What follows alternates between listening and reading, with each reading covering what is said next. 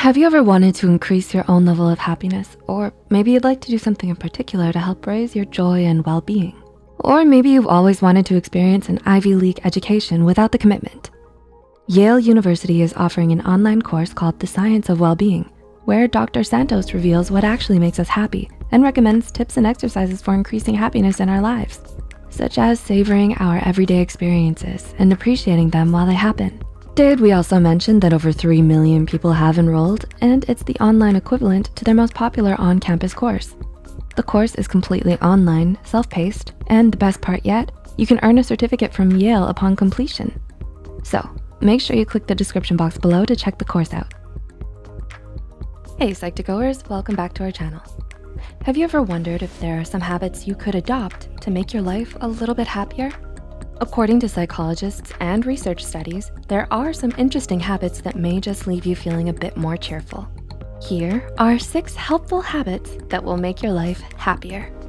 Number 1, read stories of wonder. Do you love to snuggle up with a good book and a cup of cocoa? While chocolate tends to make a lot of people happy, that story of wonderment you're reading may just make you happier. According to a 2012 research study published in the journal Psychological Science, awe can be elicited from reading a story, even a short one.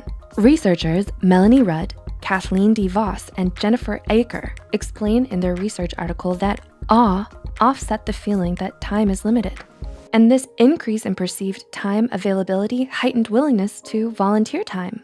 And it accentuated preferences for experiential goods and lifted satisfaction with life. They further explained that their studies also demonstrated that awe can be elicited by reliving a memory, reading a brief story, or even watching a 60-second commercial.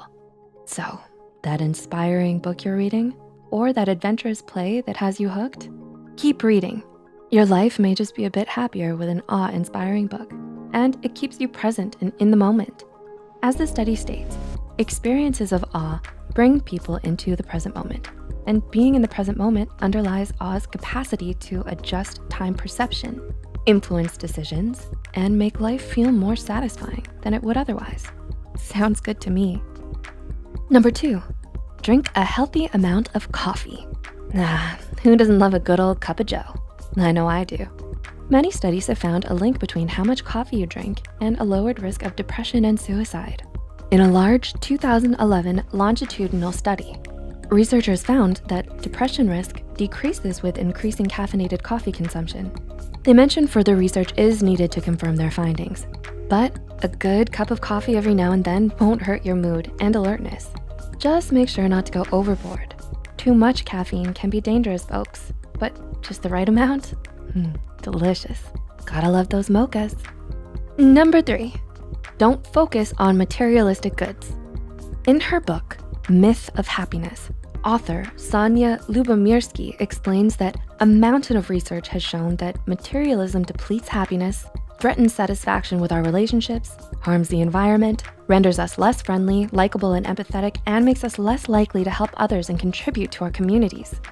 While a new pair of shoes here and there won't hurt you too much, if obtaining these types of possessions are all that's on your mind, it could cost you a bit of overall happiness.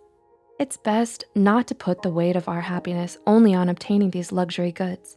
Make it a habit to instead look towards your values, socialization, self-fulfilling goals, and experiences as another way to get that euphoric feeling.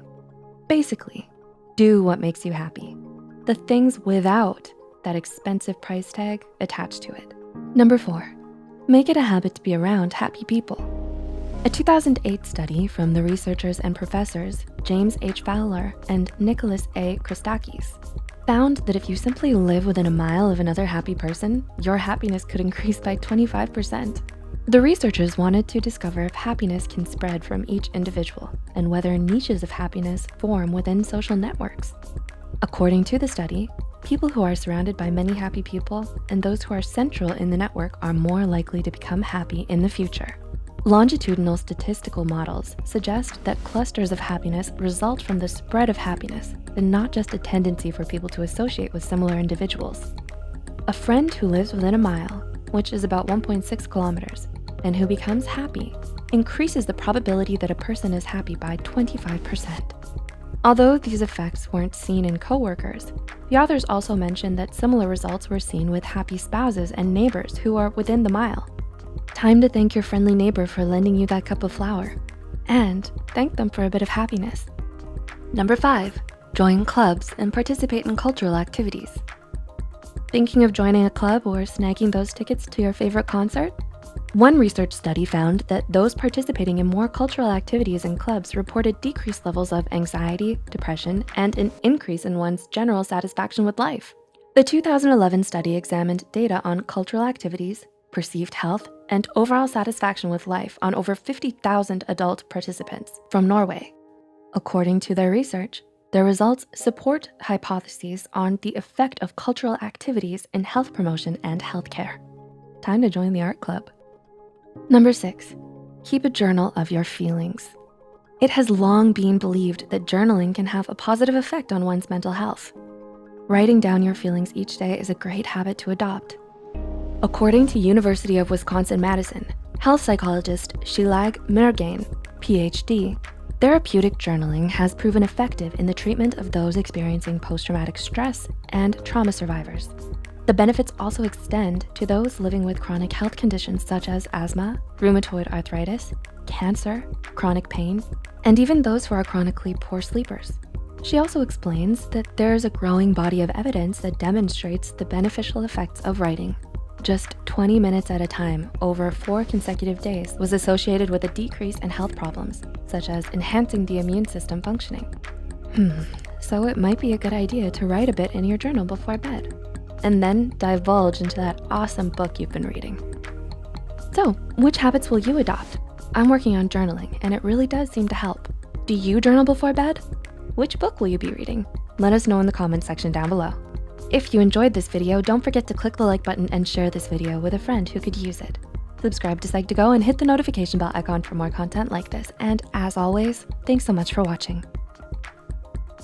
If you liked the tips from this video and want to learn more about how to increase your own well-being and productivity, then you should check out The Science of Well-Being. A big shout out to Coursera for sponsoring this video and offering a course from Yale University to our viewers. You can earn a certificate from Yale upon completion, so make sure you check it out.